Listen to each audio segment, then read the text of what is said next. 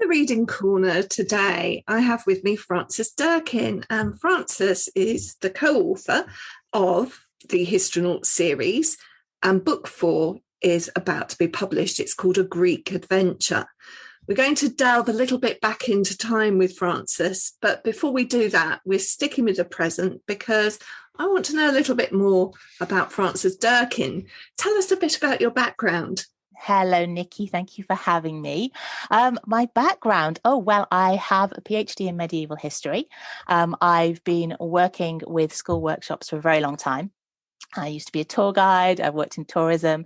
So history was very important to me. But I think going way, way, way back, I was home educated. And so I learned a lot about history through being very hands-on, being taken to visit places, museums, and the local area. Really shaped my enthusiasm for it. So I'm very, very lucky to be doing what I'm doing today. Medieval history is an interesting choice. I'd like to know a little bit more about what attracted you to that. Well, as a child, my first love was Greek history. Very much so. I'm a child of the 80s, so very heavily influenced by the work of Ray Harryhausen. And as a kid, I loved those movies and I loved the mythology and I was so involved in it. I read everything I could. I think I read the Iliad when I was about 10. I can't say I understood it, but I did try to plough through it. And then I grew up in Nottinghamshire. Sherwood Forest was on the doorstep. Maid Marian and Her Merry Men was on the telly. And I just became very, very interested. And through reading around the subject, I came across aspects of the Crusades. I stumbled across what's known as the Children's Crusade and wanted to know more. And it sort of planted a seed for wanting to know why people would choose to go on crusade, what influenced them to go and be involved in something so extreme. And put that on the back burner, went away and did a degree that majored in law. I wanted to work in theatre and be a TV producer, and eventually came back to history again and went did a master's and eventually a part-time PhD. So yeah, I'm fascinated by what motivated people. So I'm also picking up in how you're describing yourself and your background, that stories were important ways into the study of history. Places and stories, that's what I'm getting. Absolutely. That is very important. Even today, I've got Bletchley Park up the road. It's somewhere I regularly take my little girl. We go and see Father Christmas there. And she's, in the heart of this historical building that she's too little to understand, but it's already very familiar to her. And as she grows up, she will come to know it more. And that makes me very happy. Now, let's come to the Histronauts. There are 4 books. This will be the 4th book. And they have there's a unique concept in how you're conveying this history. Let me think. We've got Romans, Vikings, and ancient Egyptians. Yes, that's correct. Okay. You said that you love Greek, so you've left that one to number 4. Yes. Do you know, I don't even know why that came about to be 4th. I think it was just on the list of what the publisher asked us to do, and we leapt at the chance to do that one. So, yeah. Tell us a bit about the concept and how you've chosen to present it here. So the Histronauts are a group of children. They're 3 children and a cat. They go on adventures and they're presented as a graphic novel. So the books are very heavily illustrated. They are co-created by myself and illustrator Grace Cook, and they simply wouldn't be what they are without the heavy illustrations. So they're beautifully done. They're designed by Vicky Barker, who is the Blue Peter Book Award-winning illustrator who works with our publisher Be Small. And they invite children into a historical world through a lot of visual imagery that also has text and storylines with it as well. And also the format itself is very approachable. We're not into the realms of the big, heavy, beautifully designed non-fiction. We're into something that you could pick up with your pocket money and you could take away. As one of my friends, Ben Harris, says, he's really keen on books that children can buy with their pocket money. And this is a book like that. It's sort of a cross between comic, magazine, book, graphic novel in a way. that was one of the early discussions we actually had about it when we met with Be Small, that we wanted it to be something that a kid on a school trip in a museum gift shop could pick up and take home, and that it was inviting. The fact that we cover a lot of information in the book. I do a lot of very detailed research, but the first impression, the first thing those kids are going to see is some kids a little bit like them who have traveled back in time and are experiencing a day in a completely alien world, but that they'll actually find some of it's quite familiar, and that people used to play board games and they ate things that weren't dissimilar to what we eat. And that actually the past is an exciting place to go for an adventure. That's a really good idea. So these 3 children plus a cat, they have contrasting personalities. Do you play on that and use that in the books? Yes, we definitely try to. So when we're working out the storyline, we begin the books by going to research, and Grace and I do that together, and we do that in the most visual way we can, and that takes us back to museums. When we were researching the Roman book, we went to the Roman baths in Bath. When we were researching the Vikings, we went to the Jorvik Centre in York. So we immediately dive in with a very, very visual way of communicating and looking at it. And then we work on the story, and the story is where we get to work together some more. And I will play around with rough ideas of what I think could happen. If we're talking about food, we know that our little boy character, Newton, he will eat anything. He will try anything, no matter how historically disgusting or unusual it sounds. He will be enthusiastic about that food. We know that Luna is the older girl who is maybe the most inquisitive and the most as the leader of the group. And then we have a little girl called Nanny, who is their friend. And she is much more, she's just as inquisitive, but maybe the more sensible one. And she will ask different questions. So they all bring something in together. And then where we really get to play is with the cat. Because one of the things when researching a graphic novel for children that's set in any period of history, so you'll find there's certain things that you can't easily show to children, or you can't even have your child characters going to do. So in the new book, in A Greek Adventure, we wanted to explore the Greek games, and children weren't allowed to go and watch the games. So we send the cat. And so here is this extraordinary sporting event in which all the men are completely naked. We can't have our children there, but we can have the cat there, and we can have him wandering around ankles and experience it from a completely different viewpoint. And he always gets into trouble. He's our little silent movie comic character. So yeah, he certainly adds a lot of humour in there. And the other thing that having 4 characters does, as well as breaking up chunks of information, is it allows them to comment on what's happening. So, for example, in this book, The Greek Adventure, there's a part of the story where they're sacrificing animals and they're going to have this wonderful feast afterwards. I think Nanny says, I love banquets, or I love feasts. And then Luna says, I'm not sure about sacrificing animals. So they're able just to have these little commentaries that could then, if this were to be taken up in a classroom, could start a discussion about that, which would be really good. We have very deliberately tried to bring that modern voice in as well, without trying to become too anachronistic, if I can speak. For example, a lot of the books refer to slavery, and because we are not a blood, guts and gore book, we have not delved too deeply into that, but we have made sure the information there is clear, and then we get our little characters to have their own commentary about it as well.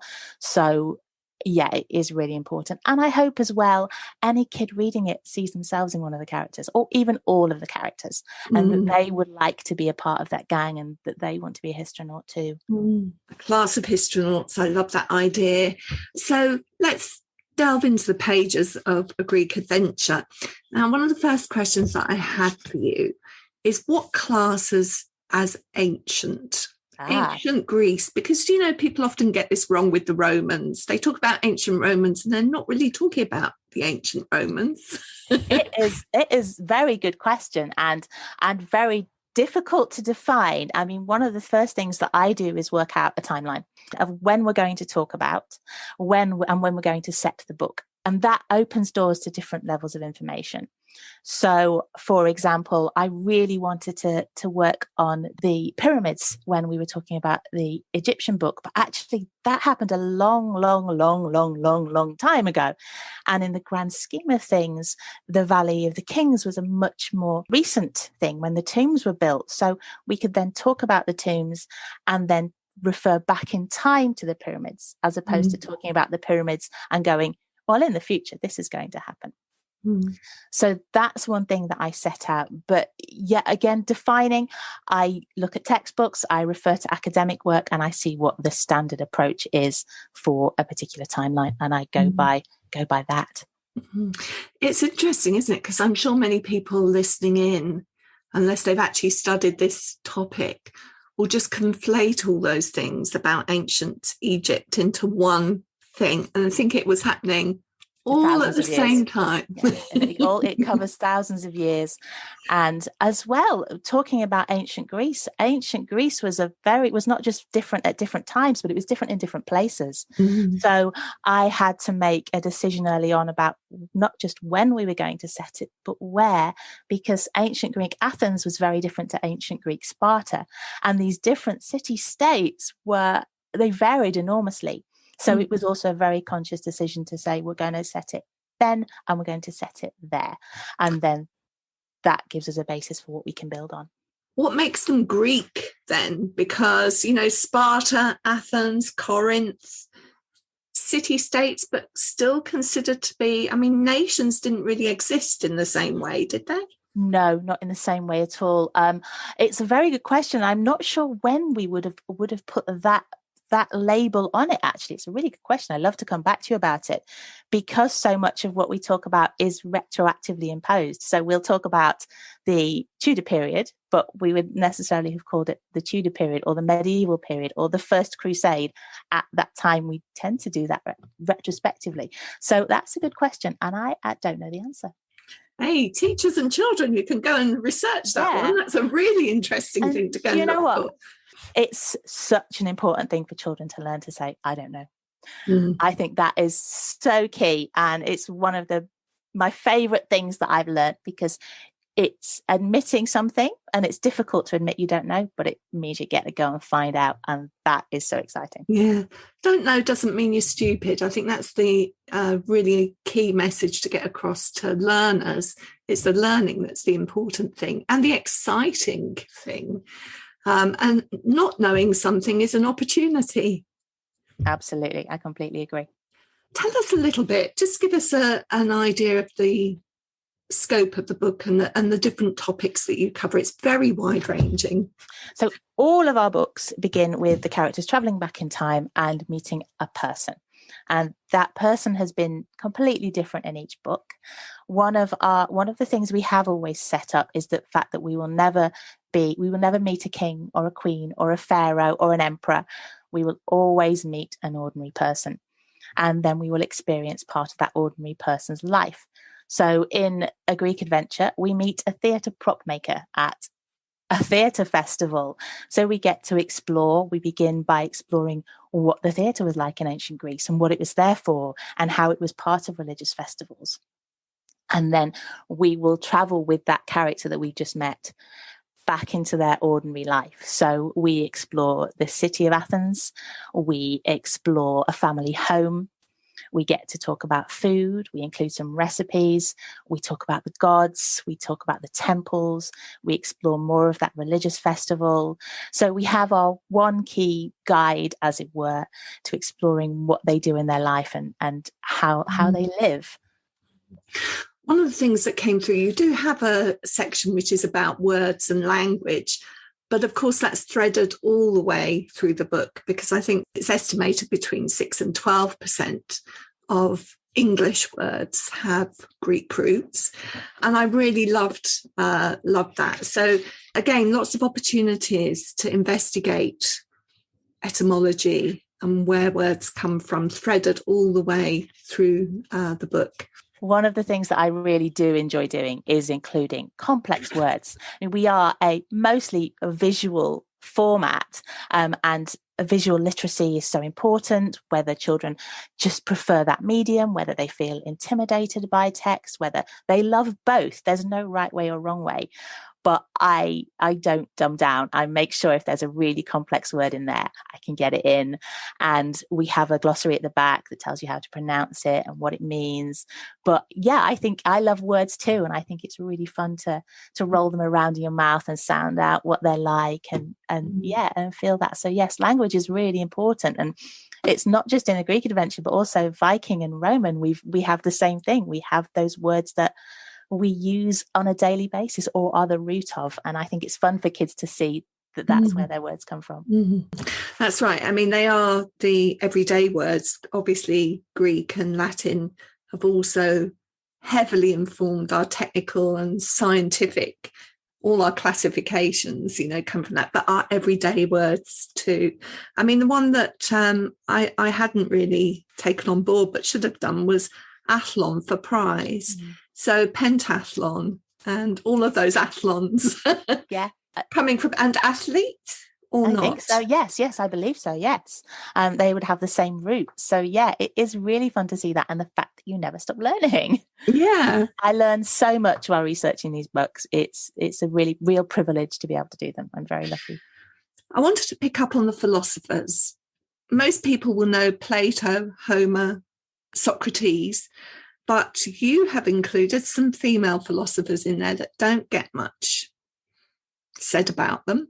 Tell us about these two women, because actually it's a very male world, this ancient Greece. The women can't do this. They've got to eat separately from the men. They can't go to the games.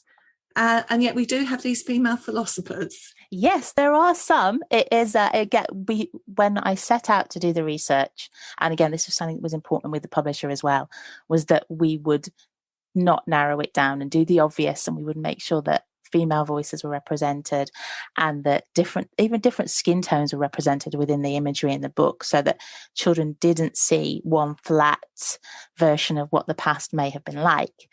So yes, we have Arete of Cyrene, who she taught philosophy which connected pleasure and pain to a person's actions, and then Hipparchia of Maronia, and she was one of the Cynic philosophers who believed in living a simple life free from power and money. So they were hugely influential. They were very important. They were discussing interesting, exciting themes, and they had their students. And I think it's really important that we put them on the same page as Socrates and Plato. Do we know anything about their philosophical practice? I mean, was it through dialogues, and were they involved with men in those dialogues or separate? I would have to look more into that. I mean, what I have in the book is quite a brief biography. We do know that Hipparchia, she lived as an equal alongside her husband. So she dressed as he did. She probably spoke to people as he did. So she was pushing boundaries and doing something that was different and unexpected. And I think that's really, really crucial to see. You said earlier on that you do a lot of research. You've talked about visiting places as part of that research. What discoveries did you make that maybe didn't make it into the book but fascinated you? Oh, there's so much. One of the hardest things to put into the books is when you come across something that just isn't appropriate for children's books. I think we include the Minotaur story in A Greek Adventure, and I had no idea about the origins of the Minotaur story, and that is not suitable for children at all. If anyone's listening, go away and look at the other Icarus story and don't share it with your kids. So I think the thing I love learning the most is things that I thought I knew but didn't. Things that you take for granted. I think as a child, I was led to believe that the pyramids were built by slaves. And that's not accepted anymore. It's now accepted the people who built the pyramids were people who they were farmers, and they would work on the off season when they weren't working on their farm or their other jobs. They would work on the pyramids. And just in the fact that in 30 years of research since I was learning about that as a child, that has completely changed. And I find that really fascinating. But we try to cram in as much as we can possibly into the books in those 80 pages. But yes, things do get left out, but we're lucky that we tend to be able to put those into extra teaching notes and educational bits as well. Teaching notes, it's always good to take note of that. And are those on the Small B website or on your own website? I know the ones for A Greek Adventure were tweeted out yesterday, so I would imagine that those are on the Be Small website. Now, one final question, just because I want to know. I loved Greek myths and legends when I was a child, and I always imagined myself as a particular goddess. So you can be a god or a goddess, I don't mind which it is, but which one would you choose to be? Oh, it's definitely Athena. Me too. For a start, it comes back to that childhood fascination with Ray Harryhausen. I mean, she's the one who creates a little mechanical owl. I mean, that's when you're 8 years old. That is amazing. And yes, she's the goddess of wisdom. She's got the best origin story that she was born from her father's headache. That's amazing. She's definitely my favorite. All goddesses should be their father's headache, in my opinion. Do you know, it's been such a delight talking to you. Thank you so much for taking us deeper into the world of the Histronauts. I can't wait to see what comes next. Nikki, thank you so, so much. In the Reading Corner is presented by Nikki Gamble and produced by Alison Hughes. If you have enjoyed this podcast, please do leave a review for us. To find out about other projects, including an audience with events and the Exploring Children's Literature Summer School, visit www.exploringchildrensliterature.uk. Join us again soon in the Reading Corner on your favourite podcast platform.